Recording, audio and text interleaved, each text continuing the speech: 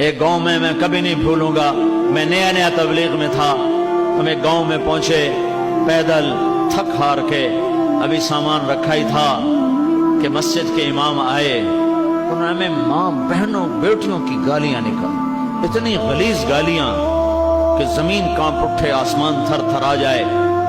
تو میں بالکل نیا تھا، تو انہوں نے بستی کے لوگ بلائے، انہوں نے ہمارے بستر اٹھا کے باہر پھینک دیے، اور پھر انہوں نے فرمایا مسجد دھوو، مسجد ناپاک ہو گئی ہے۔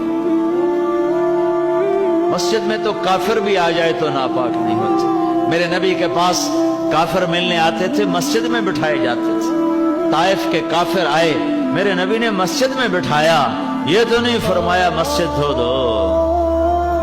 ہائے ہائے، اتنا تعصب، انہوں نے ہمارے بستر باہر پھینک دیے، نکل جاؤ، نہ تسی نبی دے منن والے، نہ تسی نبی دے عاشق۔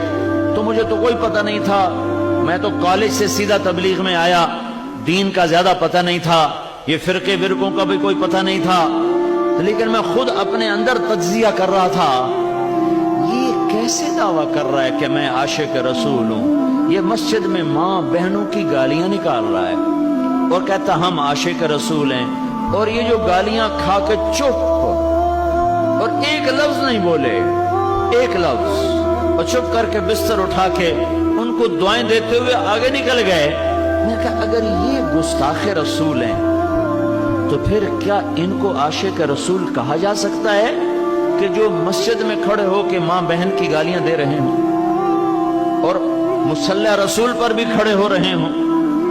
میرے بھائیوں، میں ہاتھ جوڑتا ہوں، میں ہاتھ جوڑتا ہوں، نکلو تعصب سے، نکلو تعصب سے نکلو۔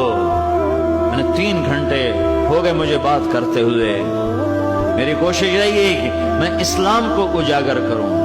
فلانا بھیڑا ہے، ہم چنگے ہیں، اسا چنگے ہیں تو بیڑن، اسا سچے ہیں تو کوڑن، اسا حق تھے تو باطل تھے، اسی عاشق تھے تو گستاخ ہے۔ میں بھی کہہ سکتا ہوں، میں بھی تمہارے اندر نفرت کی آگ بھڑکا سکتا ہوں، لیکن میں نے اللہ کو جان دینی ہے، میرے اس بول کا مجھ سے حساب لیا جائے گا، مجھے اپنے اللہ کو جواب دینا ہے۔ امت کو توڑنے والا بول، امت کو توڑنے والا بول، یہ تو میرے بھائیوں کلمہ کفر کے قریب چلا جاتا ہے۔ تو امت بنو،